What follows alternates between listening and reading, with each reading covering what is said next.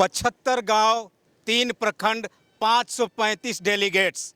जी हाँ, बोकारो जिले में इन दिनों एक चुनाव जबरदस्त चर्चा में है, जिसको लेकर लगातार सुर्खियां बनती जा रही है। बोकारो जिले के 3 प्रखंड, 22 मुस्लिम वेलफेयर कमेटी, इसे लेकर आने वाले समय में कौन बनेगा अध्यक्ष, कौन बनेगा महासचिव, कौन बनेगा इसका कोषाध्यक्ष, इसकी जद्दोजहद को लेकर लगातार इस चुनाव में मैदान में डटे रहने वाले लोग अपने अपने इन 3 प्रखंडों में प्रचार के क्रम में जुटे हुए हैं।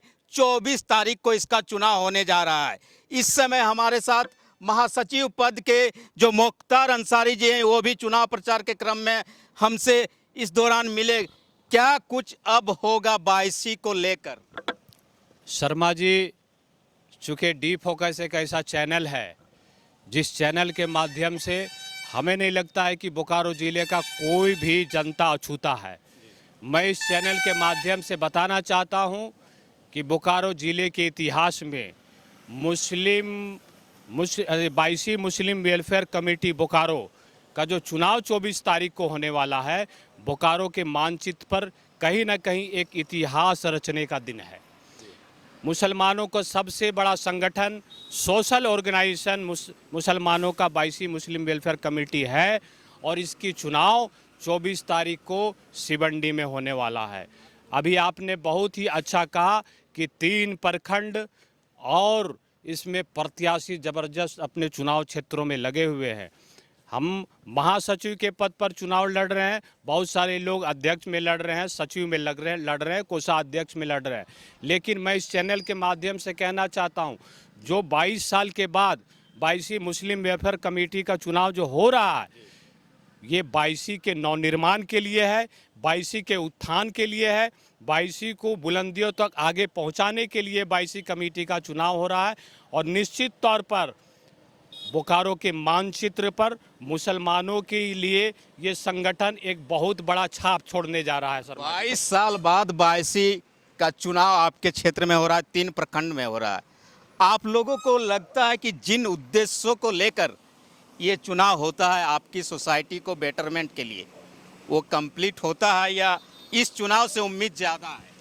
इस चुनाव से उम्मीद ज़्यादा है और इस चुनाव के बाद जो अभी तक जो काम अधूरा पड़ा हुआ था, जो नहीं हो पाया, इसका प्रोटोकॉल में 5 साल के लिए चुनाव हो रहा है और 5 साल में वो अधूरा जो पूरा जो बचा हुआ जो काम नहीं हुआ है, ये 5 साल में इंशाल्लाह पूरा होगा और सारे 22 मतलब खुशहाल होगा। इससे 22 खुशहाल होगा। डेलीगेट में आपका नाम है? नाम है। नाम है? हाँ, नाम है। लग रहा है ये जो महासचिव पद के आपके सामने एक कैंडिडेट है और बहुत सारे कैंडिडेट आते होंगे आपके बीच में। ये जो वादे कर रहे हैं, इन वादों में ताकत है, दम है? दम है, मुख्तार अंसारी दम है। और जब तक नहीं, इसलिए तो नहीं बोल रहे हैं। नहीं, दम है। मुख्तार अंसारी का सारा चीज़ में दम है, हर चीज़ में है, कोई बाकी नहीं है। 22 की जब भी बात होती है तो आप लोग के क्षेत्र जो कौम में कहा जाता है कि ये एक पॉलिटिकल कहा जाता है कि नींव पड़ती है आपके समाज में। ऐसे में आप लोगों ने पहले भी बहुत सारे चुनाव देखे, एक बार फिर चुनाव का तारीख तय हो गया है, मुकर्रर हो गया है, आने वाले समय में वोटिंग भी होगा। तो लगता है कि ये जो आपके सारे मेंबरान चुनावी मैदान में है, बेटरमेंट के लिए जो कमिटमेंट करते हैं, वो कमिटमेंट पिछले लोगों ने पूरा किया होगा कुछ? नहीं, अब देखिए, अब जो पहले जो 22 होता था, लोग बुजुर्ग को चुनते थे। अब सब नौजवान को और शिक्षित को चुन रहे हैं। अब सब जागरूक हो गया, इसलिए इस जितना 22 कैंडिडेट है, सब में पढ़ा लिखा शिक्षित जो है उसी को चुन रहा है। हम लोग दौरा भी कर रहे हैं तो पता चल रहा है जो शिक्षित आदमी है उसी को ज़्यादा महत्व दे रहा है। तो आने वाला समय 24 तारीख को इंशाल्लाह देखिएगा, जो उस लायक है उस वोट आएगा ही। जो लायक है, दादा इन्होंने कह दिया, जो लायक है उन्हीं को वोट मिलेगा। आपके भी कई सारे प्रतिद्वंदी होंगे मैदान में, क्या लगता है लायक की बात इस बार लोग कर रहे हैं, लायक को चुना जाएगा?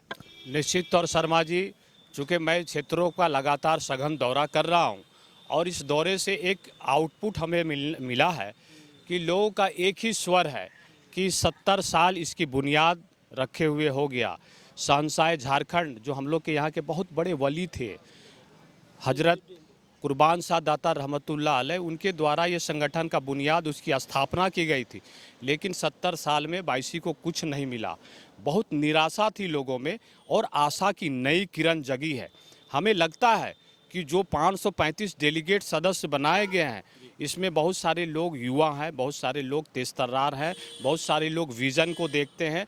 तो हमें पूरी भरोसा है, उम्मीद है कि उन तमाम लोग इन सारी विषय वस्तु को देखते हुए अपना मतदान करेंगे। चूँकि मैंने पहले भी कहा था कि बायसी एक नया इतिहास रचने जा रहा है, नई बुनियाद यहाँ से पड़ेगी और ये बायसी का जो नया बुनियाद पड़ेगा तो हमें लगता है कि जितनी डेलीगेट है वो सकारात्मक सोच के साथ अपना मतदान करेंगे कि मुझे मतदान करना है, बायसी को फिर से एक एनर्जी देने के लिए, पुनर्निर्माण के लिए, इसको आगे बढ़ाने के लिए, और जो मुस्लिम क्षेत्रों में जो जो समस्याएं हैं उसको प्राथमिकता तय करके एक एक करके उसको हल करने का ये चुनाव है।